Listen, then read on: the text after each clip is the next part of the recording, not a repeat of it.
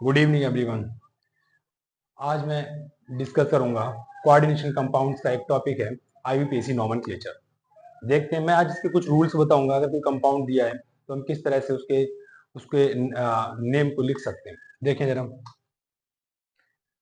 इसमें दो स्टेप हैं। सबसे पहली बात है कि हमें कोई कंपाउंड दिया है, उसमें एक कैटायन और एक एनायन होगा। हमें सबसे पहले नाम लिखना है कैटायन का, उसके बाद में एनायन का। ये मैंने नेम एक लाइन लिख रखी है, name of cation written first followed by name of anion.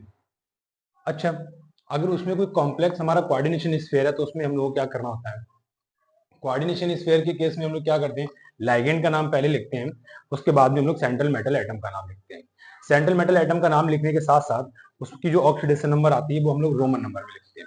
जैसे कि मैंने यहाँ पर मेंशन किया है, ये मैंने कोई एग्जांपल ले लिया है K4FeCN6।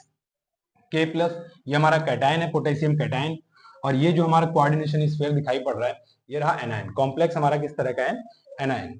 तो हम लोग क्या करेंगे, कैटायन का नाम पहले लिखेंगे, उसके बाद एनायन का। एनायनिक केस में हम लोग क्या करते हैं, लाइगेंड का नाम पहले और सेंट्रल मेटल एटम का बाद में। सेम इसी तरह से मैं दूसरे एग्जांपल की अगर बात करूं, हमारे पास दूसरा एक एग्जांपल दे रखा है CuNH3 का होल 4 SO4। यहाँ पर हम लोग क्या करना है, हमें कैटायन का नाम पहले लिखना होता है, उसके बाद नेम ऑफ एनायन लिखना होगा। यहाँ पर अब हमारा कैटायनिक कॉम्प्लेक्स है तो हम लोग क्या करना है, लाइगेंड का नाम पहले, उसके बाद central metal atom and after that anion, name of anion. बात आती है कि लाइगेंड के नाम लिखे किस तरह से जाएंगे। लाइगेंड के नाम लिखे जाएंगे, मैंने यहाँ पर मेंशन कर दिया सारे कि रूल नंबर फर्स्ट यही हमारा आता है कि नेम ऑफ लाइगेंड हम किस तरह से लिखेंगे। पहली बात, एनायनिक लाइगेंड। एनायनिक लाइगेंड कौन कौन से, कुछ ऐसे लाइगेंड्स होंगे जिनके नाम के पीछे आइड लगा होगा, IDE, आइड लगा होगा। हमें उस पूरे पूरे आइड को गायब करके सिर्फ ओ लिखना है। आइड को गायब करके सिर्फ हमें ओ लिखना है। जैसे साइनाइड, इसको हम लिखेंगे साइनो। हाइड्रोक्साइड, इसको हम लिखेंगे हाइड्रोक्सो। ऑक्साइड, इसको हम लिखेंगे ऑक्सो। परऑक्साइड, इसको हम लिखेंगे परऑक्सो। एंड सुपर ऑक्साइड, इसको हम लिखेंगे सुपर ऑक्सो। यहाँ पर मैंने इनके सिंबल भी मेंशन कर रखे हैं इस तरह से।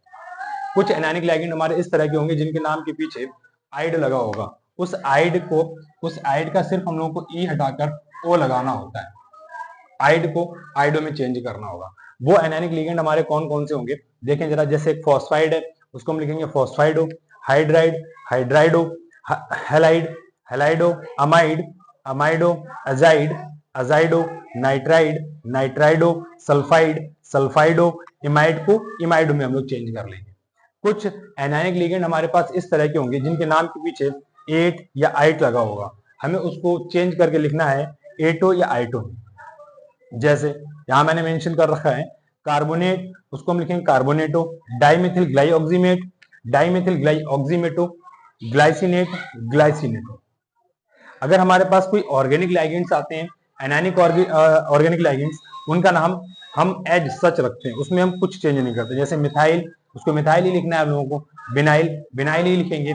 साइक्लोपेंटाडाइनाइल, साइक्लोपेंटाडाइनाइल ही रखेंगे, उसमें हम लोग कुछ चेंज नहीं करते। कुछ कैटायनिक लाइगेंड्स होते हैं हमारे पास जो कि बहुत कम दिखाई पड़ते हैं, हम लोग मैंने उसको बहुत ज्यादा मेंशन नहीं किया है। एक है हमारे पास न्यूट्रल लाइगेंड्स। न्यूट्रल लाइगेंड्स कौन कौन से होंगे, न्यूट्रल लाइगेंड जिन पर कोई किसी तरह का चार्ज ना हो, उनका नाम हमें एज सच रखना है, उसमें कुछ चेंज नहीं करना है। सिर्फ 4 लाइगेंड्स हमारे इस तरह के न्यूट्रल लाइगेंड्स हैं जिनका नाम हमें कुछ चेंज करना है। जैसे वाटर, H2O वाटर होता है, इसको हमें एक्वा लिखना होगा। NH3 अमोनिया होता है, इसको हमें अमाइन लिखना है। CO कार्बन मोनोऑक्साइड, इसको हम लोगों को कार्बोनिल लिखना है। NO नाइट्रिक ऑक्साइड, इसको हम लोग को नाइट्रोसिल लिखना है। और इस तरह से हम अपना IUPAC नेम कंप्लीट कर पाएंगे। Thank you.